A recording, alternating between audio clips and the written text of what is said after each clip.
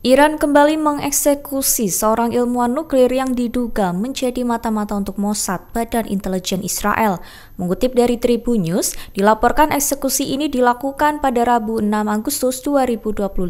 Ilmuwan bernama Rosbeh Fadi itu dihukum mati setelah dinyatakan bersalah membocorkan informasi penting kepada Israel. Informasi tersebut diduga digunakan untuk melancarkan serangan udara terhadap fasilitas nuklir Iran selama 12 hari. Bagi Teheran, insiden ini menjadi bukti kebobolan fatal karena adanya pengkhianatan dari orang dalam mereka sendiri. Sebaliknya, keberhasilan ini dipandang sebagai kemenangan baru bagi Mossad yang lagi-lagi berhasil merekrut sosok kunci dari dalam pemerintahan musuhnya. Diketahui bahwa eksekusi terhadap Fadi dilakukan saat fajar. Sementara itu, pengadilan menyebutkan bahwa Fadi bekerja di salah satu institusi strategis dan sensitif milik negara. Ia direkrut secara daring oleh Mossad dan sempat bertemu dengan agen Israel di Wina, Austria. Iran diketahui telah mengeksekusi 7 orang atas tuduhan serupa sejak pecahnya konflik terbaru dengan Israel. Hal ini memicu kecaman dari berbagai kelompok hak asasi manusia. Iran menyatakan bahwa upaya melucuti senjata Hizbullah bukanlah hal baru. Pemerintah Teheran menilai perlawanan tetap berada di puncak kekuatan serta mampu mempertahankan diri dari tekanan eksternal. Menteri Luar Negeri Iran Abbas Araghchi menegaskan bahwa dorongan untuk perlucutan senjata Hizbullah telah terjadi sebelumnya. Mengutip dari Al-Mayadin pada 7 Agustus, ia menyebutkan bahwa efektivitas senjata perlawanan di medan perang telah terbukti, sehingga muncul kembali desakan untuk melucuti mereka.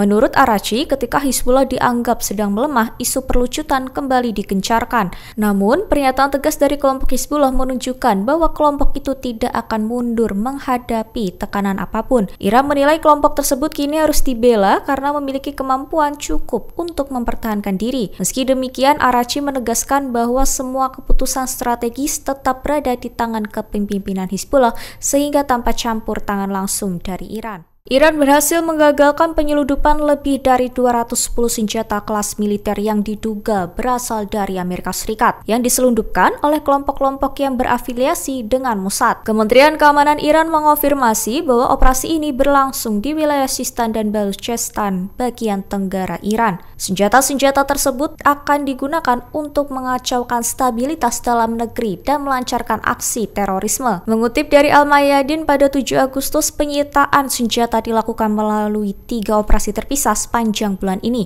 Operasi itu disebut sebagai bagian dari langkah kontraintelijen untuk menghadang sabotase dari kelompok yang dianggap bekerja atas arahan Badan Intelijen Israel. Menanggapi situasi ini, Korps Garda Revolusi Islam menyampaikan peringatan keras kepada musuh-musuh Iran. Melalui pernyataan resminya, IRGC menegaskan bahwa setiap bentuk ancaman terhadap keamanan nasional akan dibalas dengan serangan lebih hebat daripada yang dibayangkan. Iran menegaskan bahwa tidak ada batas waktu dalam pembicaraan dengan Amerika Serikat sembari menyerukan pendekatan baru terhadap Badan Energi Atom Internasional. Menteri Luar Negeri Iran Abbas Araghchi menyebut bahwa realitas baru telah muncul pasca serangan terhadap fasilitas nuklir Iran. Karena itu, Teheran menilai perlunya kerangka kerjasama baru dengan IAEA sesuai undang-undang parlemen yang berlaku.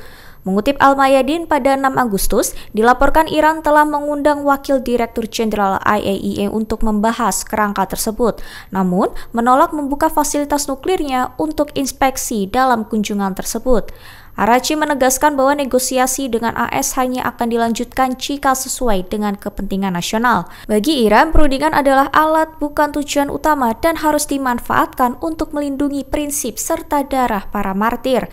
Ia juga mengungkapkan bahwa Iran telah menerima pesan dari pihak lain, tetapi belum ada jadwal baru untuk melanjutkan pembicaraan dengan Amerika. Terkait hubungan luar negeri, Araghchi menyebut bahwa dukungan dari Rusia, China, serta negara-negara regional terhadap Iran semakin kuat. Ia menyatakan bahwa Moskow dan Beijing secara terbuka mengutuk agresi AS dan Israel serta menyatakan solidaritas mereka kepada Teheran. Tindakan provokatif pemukim Israel kembali memicu kecaman internasional setelah mereka menyerang konvoi bantuan kemanusiaan yang sedang perjalanan ke Gaza. Mengutip dari Al Jazeera pada 6 Agustus bahwa insiden ini merupakan serangan kedua setelah beberapa hari terakhir terhadap truk bantuan yang berasal dari Yordania. Setidaknya 30 kendaraan yang mengangkut bantuan kemanusiaan dilaporkan tertahan akibat aksi blokade tersebut. Dilaporkan sejumlah pemukim meneriakkan slogan kebencian. Mereka menyuarakan harapan agar nama Palestina dihapuskan. Sebuah seruan yang dianggap rasis dan memprovokasi ketegangan lebih lanjut. Pemerintah Yordania secara tegas mengecam serangan itu. Mereka menuduh Israel gagal memberikan perlindungan terhadap jalur pengiriman bantuan, serta tidak mengambil langkah serius untuk menghentikan aksi kekerasan oleh para pemukim. Yordania juga menyuarakan kekhawatiran bahwa serangan semacam ini akan memperburuk kondisi kemanusiaan di Gaza. Serangan terhadap truk bantuan bukan hanya menghambat distribusi logistik, melainkan juga dianggap sebagai pelanggaran terhadap prinsip kemanusiaan internasional. Download Tribun X sekarang, menghadirkan lokal menjadi Indonesia.